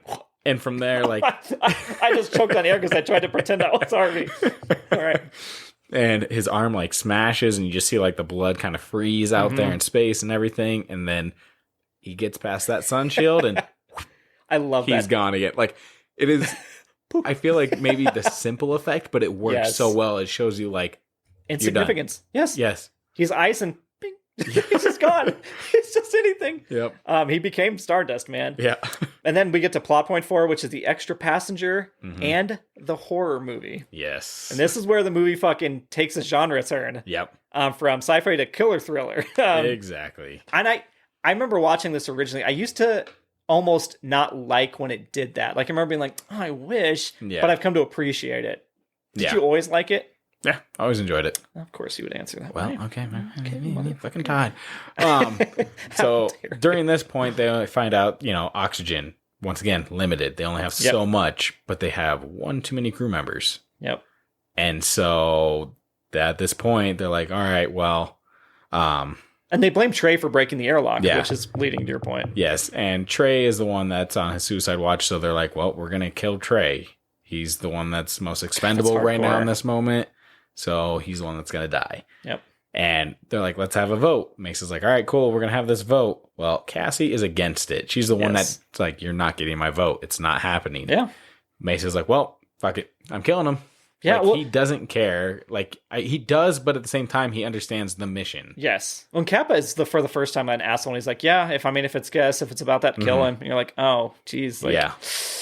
Yep. So he goes into the room. A surgical knife. and finds Trey just sitting there, cuts on his wrist. Slit his wrist, he's bleeding out in the Earth room. And it's weird because like Danny Boyle does a good job of beautiful deaths. Yeah. As weird as that may sound. Symbolic ones. Because like you have the birds flying there and it just seems like, you're like, oh, okay, it seems peaceful how he went or whatever. So he calls everyone to the room and discusses what just happened. And this is one of those where Mace is a complete asshole in this scene because he's like, all right, fine. You know what? This is on you, Kappa. His blood is in your hands. And literally takes his blood and rubs it in his hands. And I was furious. Like, I understand what he's going for. But at the same time, he was just going to go in there to murder him anyways. Yes. And so you're like, you're not justified in saying that whatsoever. No. I mean, it is Kappa's fault that they went there, but it was based on logic and a crew decision. Like, so Mace is just being a douche, but I mean, he's desperate as well. Nate, this is where we get one of the, and we love the word iconic when we talk movies we love, but the iconic exchanges of information. And this is Kappa in his payload chamber talking to Icarus. Yes. And so he's there. Everybody's going back to the mission. Like, we need to get to the sun. Should I run through the little conversation? Well, as they're leaving, going back to their mission here. Uh-oh, what did I miss? This is where you get Cyril in the other Icarus one. We kind of skipped over this. Right. Where as the shield, like they're leaving, getting back to the sun, they kind of take the shields off of Icarus 1. And he is sitting in the sunroom and finally gets to see it at its full potential. It just burns away in there with the rest of Icarus 1 crew. That's how he should have gone, right? Yeah. That's how he wanted to go. So. Oh, yeah. No, he was happy in that moment, I'm sure. And it's weird because, like, a lot of his scenes, Cliff Curtis, he actually had to leave filming early due to his father passing away. Oh, no. So they incorporated the aviators a lot because they can use those on the faraway scenes for a double. That makes sense. And I was actually just going to say I loved his aviators. Yeah. So, all right, cool. But it worked great for that, though. Because I've never noticed. Yeah. I don't like knowing that now because now I'll see it. But no, but yeah, so he does that. And so the crew is very limited now. They have enough bodies to make it to the sun with the OT. They got 4 of them. Yep. And so Kappa is talking. He's like, Icarus, yes, Kappa. Run an update on biometric signs for all crew. Check oxygen consumption. Checking, Kappa. You are dying. All crew are dying. And he's like, no, that's impossible. Corazon was certain we'd have remaining oxygen to keep 4 crew alive. Affirmative. 4 crew could potentially survive on current reserves. He's like, Trey is dead. There are only 4 crew members. Negative. Affirmative, Icarus. 4 crew. Mace, Cassie, Corazon, and me. 5 crew members. And he's like, Icarus? Yes. Who is the 5th crew member? Unknown. And he's like, where is the 5th crew member? Yep. In the observation room. And you're like, oh, fuck, this just became something else. Somebody got onto the ship. Yep. Oh, yeah. And then you're like, what the fuck? Who's there? What is it exactly? You don't even know if it is a human, per se, at this moment. So, yeah, God's just an Alien sequel. Yeah. I'd be so pissed. So he goes and confronts the entity. Yes, he's a skin husk that looks like Freddy Krueger, but all over, right? Yeah, like a burnt turkey leg. Yeah, there you go. Yeah. Is that from something? No. Oh, okay. Oh, good job. I like eating turkey legs. I don't want to think about Captain Crazy Pants. But the sound of him, like, peeling his skin off the floor, like, he's just naked, just burnt to a crisp, man. But he's like, are you an angel? The guy thinks he's God now. Oh, yeah, 100%. Question, do you think he killed Trey? See, that's what I was wondering. Because he's got the surgical knife in his hands when he slashes at Kappa. Well, there's that too. And on top of it, it's hard to say because, like, I want to think he might have, but at the same time, he has 1 surgical knife. There were 2 missing from the drawer when they went by it. Right. When Kappa went by or whatever. So it makes me think, like, okay, Trey had one for himself. And it's so weird because it's very vague. Pinbacker had one for himself too. Yeah. And so I still think that Trey killed himself and Pinbacker just stole the knife. Stole the other knife that was there. But, listening to background stuff, Danny Boyle's interpretation was he did kill Trey. Really? Yes. So I was like, okay, so it was weird because, like, knowing that. Yeah, he went to a very methodical, like, oh, let me think this out, make it sure it looks like a suicide for sure. Yeah. Why he wouldn't just let Trey do it? Because Trey already looked like he was going to do it. He looked, because we see like a quick clip of Trey being sad, looking at like the cameras when he realizes it goes, again, even more tits up, and he leaves. Yeah. So I think it's up for interpretation still. That's fair. But yeah, I still think it was Trey who, through everything he's feel like he's been the issue for, he ended up, Yeah. Yeah. Okay. So that's where I'm at. That's fair. So he slices open Kappa, and then he locks him in the airlock. Kappa runs, gets stuck in the airlock. It's great because like Kappa goes in the airlock, and then he locks it on his side. Yes. And you're like, okay, he's safe. All right, cool. So he gets a vest, compression vest, or whatever it is to help kind of cut the wound. So as he's getting ready to get out, well, he locks it from the other side. Yep. And you're like, oh shit, now you're stuck in this fucking thing. Yep. And at the same time, he goes and removes the coolant panels from this Icarus, which comes back around, which Icarus can't run, but it has no power once the coolant things leave. Yeah, you even hear like the voice of Icarus just slow down and shut down. And then he kills Corazon. Yeah, which is so sad. He leaves her holding because Corazon sees like a budding plant and all the ash. Beautiful death. Yeah, and he fucking stages her just like he did Trey. And it sucks because like she's sitting there on her knees, hands kind of near her like stomach area, like she's just holding on to the last bit of life, which in the sense she is because they have a plant that's still alive. Yep, they have a chance possibly to grow the garden back. Yeah, fuck her, and for him to like. It felt like on Halloween Kills when he stages things, but it's like, it's weird for this guy to like, I'm going to prop her back up. Because when he stabs her in the back, she falls over and he props her up, takes the little thing out, puts it in her hands. And it's like, you fucking poetic asshole. But so yeah, all the power goes off and then he goes after Cassie when that happens. And she runs into the payload and that's the last we see her for a little bit. Yep. May spots Kappa and gets the lowdown from him like, hey, he's alive. The captain is still on this fucking ship. And he's like, oh shit. He realizes the coolant tanks are down. Yep. This is where Mace has to go be a fucking badass, which is my worst fucking nightmare because he has to get into the coolant tanks, which earlier showed how cold it actually was too, because he dropped a wrench in there. Yep. And without thinking, he reached in there and grabbed it, and you could just see like frost on his hand from that instant. So from there, he had to go in and manually pull him down. Fully submerged. For like good 2 minutes or something like that, maybe. For like 6 tanks or something? Yeah. And so there's moments where he gets out of one tank, he gets down, he's like trying to catch his breath and like heat up. It's such a good performance. Get ready for the next tank to pull down. Yeah. It's a great performance because like you really believe he's freezing to like his body mannerisms, like how his fingers like crimping up and like him trying to breathe and you get like they're obviously put him in a cold room to make sure that he gets the breath coming out. You getting cold thinking about this right now? I hate it. I hate it. I told you this is my nightmare. And so then he gets his leg caught on the last one because he's getting too tired and frozen to fucking pull himself out of the last one, I think. And it catches his leg. You see the blood. And then he just like, finish it, Kappa. You've got to finish it. And then he just dies. And you're pretty much, it's all on you, Kappa. Get it done here. Yeah, get it done. And then Kappa, how does Kappa break out of this fucking airlock? It's ingenious. He's got a torch. He has to, he has a torch and all that. He's pretty much has to manual the override. Yeah, he's to rip the door out of the manual. Yeah, he gets a torch, creates a hole in it. Yep. And then it helps kind of pressurize, and the airlock just blows off. And he's like strapped into the side, holding on for dear life, in the suit, waiting for everything to pressurize. Yep. And it's and then so now he has to do a second airlock jump. Yes. Now Kappa's done this twice. Again, it's epic. But the music swells, and this is when he's like, this is where I kind of had that Men of Honor thing where he fell over at one point, and he gets to the airlock and he shoots across, makes it, and then we get to the last plot point. Lost a plot point. I mean, it is a big platform, so it works, yeah. Plot point 5, the payload. Yes. And so this is now they have to send the payload naturally into the sun. It's like, because May says, like, you just have to detach it. You have to let the gravity pull it in. Yes. And so from here, it's pretty much a showdown between Kappa, Pinbacker, and Cassie. Yep. And I think at one point it was Pinbacker having, like, Kappa at the edge. Well, or whatever. Before we get to that little spot, is Cassie, what is wrong with her? Is she stabbed? We never get to see she's bloody. Yeah, but I mean, she did have that little fight with him earlier with the room where...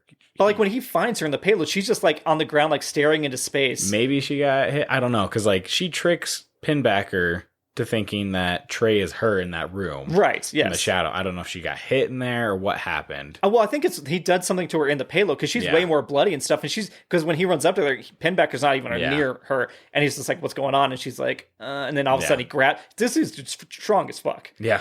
he grabs him by the neck and walks him over the edge. Power of God. Compels you. And as he's holding him on the edge, he pulls back and just rips off his skin, Pinbacker's arm skin or whatever. Yeah. You know? It's called degloving for anybody in the... It's the good part of the turkey leg, right? The skin. Oh, God. But it's a great looking visual effect. It really is. From Boyle and stuff. But yeah, he's hanging him over the square, basically a big square floating in space inside this payload almost. And his physics work because it's like spinning really fast, going down to the sun, that it equals itself out if you're on any side of this cube. Yes. And so, the crazy captain is holding him. Cassie jumps on the back to help him. They rip his arm off, or just the skin, of course, and they fall, but then they balance out. All of a sudden, they stop, and then they can stand up straight and look up at the captain, looking down them over the edge. Right. It's trippy. It is trippy, but it's an awesome visual. Yeah. And that's, I think, how it actually works. As they're falling, they're slowly like starting to get closer to the surface and then start sliding on the surface. Yes.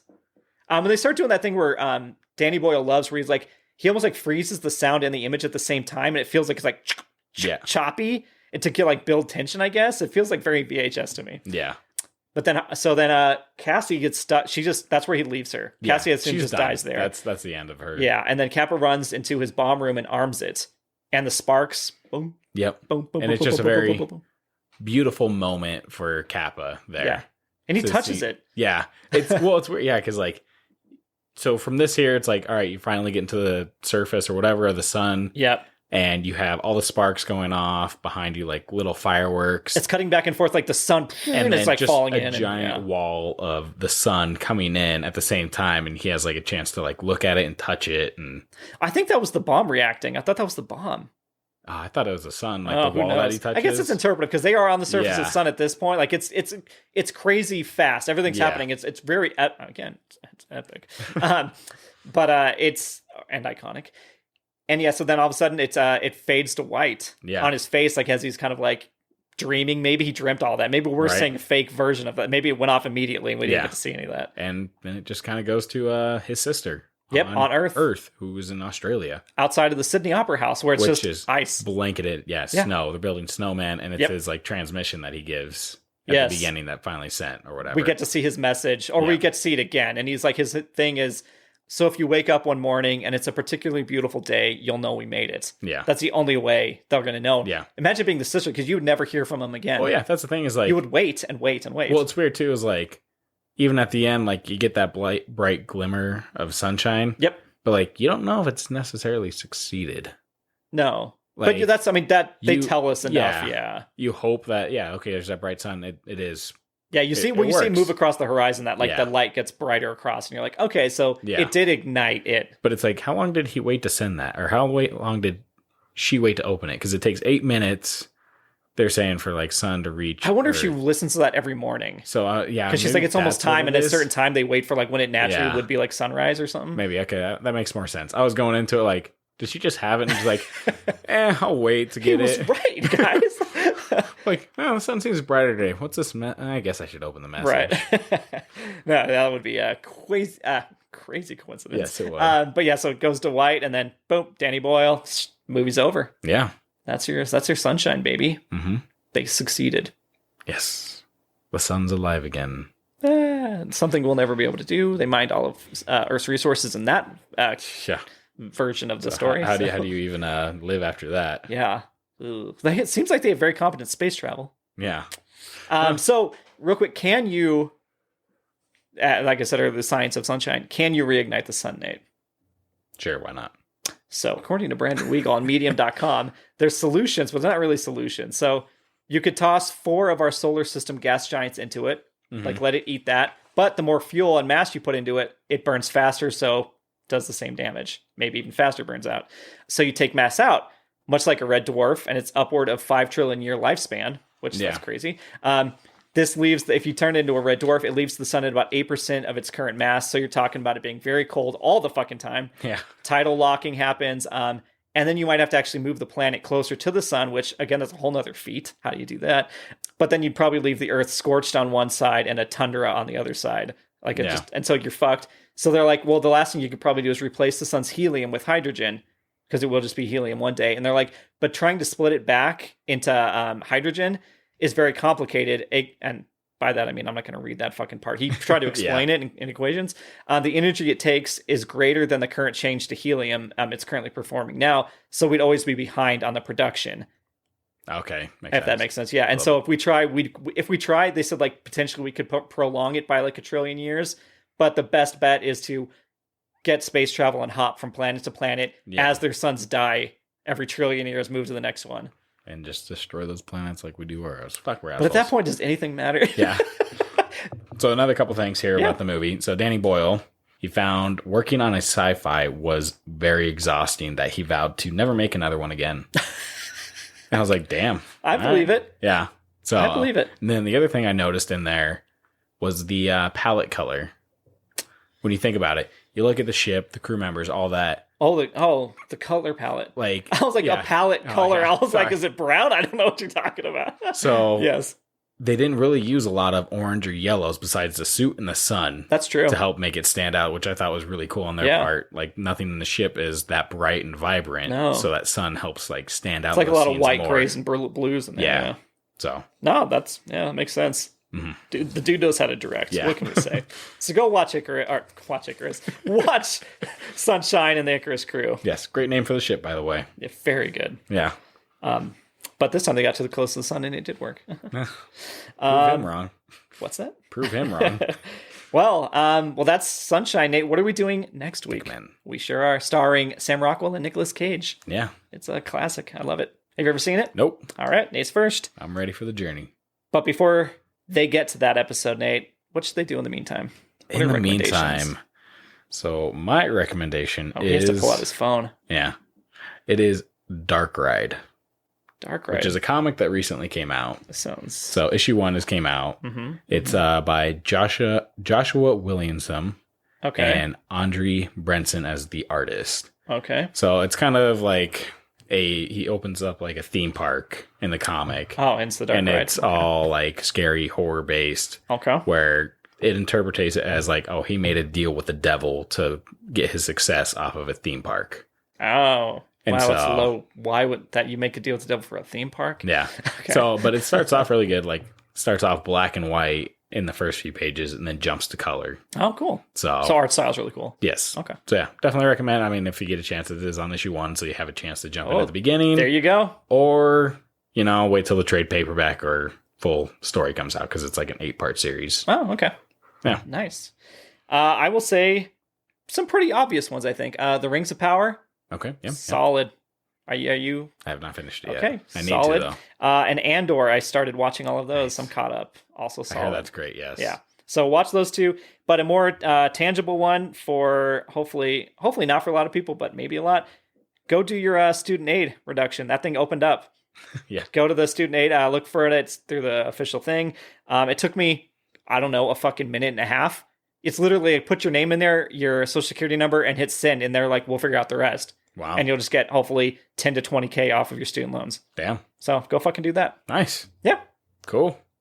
And that's it, man. Quick recommendations. Yes. Nate, do you want to... Oh, okay. Papa doesn't know how to do that very well. We did do spoiler alert. Yeah, we did. It was the last episode. We did. I got scared again. So, with all that in mind, where can the good people find us? The good people, I'm assuming everybody listens as a good person, can find us on TikTok, Twitter, Instagram, Facebook, and you can also email Nate directly at theindecide@gmail.com. You cannot email me. I will not open it. Nate, where can they rate us? You can rate us on whatever platform you're listening to, mostly Spotify and iTunes. Yep. If your platform has a rating, great, rate it there too. Yeah, comments help a ton. Comments help. Sharing. If you could share it, tell a friend, post it, whatever it is, send it out to a random address. If they like Sun Facts. Yes. We got them. So yeah. Cool. Oh, Nate, you've got something ready. Mm-hmm. Oh, we still got a slow fade. All right, we'll just slow fade. Yeah, wow, that was drastic. All right. So, I already, you kind of said it a little earlier, but at the end of time, a moment will come when wrong one. That's the one you said earlier. I was like, I didn't say that. So if you wake up one morning in this particularly beautiful day, you'll know we made it. Okay, I'm signing out. Oh, is that what he says at the end? Oh, I missed it. Wow, you truly got it. If this planet ceases to exist, just go to fucking Candyland. Sounds like a magical place. It is magical. Did you hit the button after I said all that? No, it's still blinking, so I didn't want to hit the stop record. I was waiting until that stopped blinking because we can't stop recording until that stops blinking. So I figured I'd just wait for it. Well, I mean, you could stop it. You could still hit it and then wait for it to end. Yeah, but maybe it's just, I don't know. I'm afraid it's gonna fuck it up. Okay, fucker.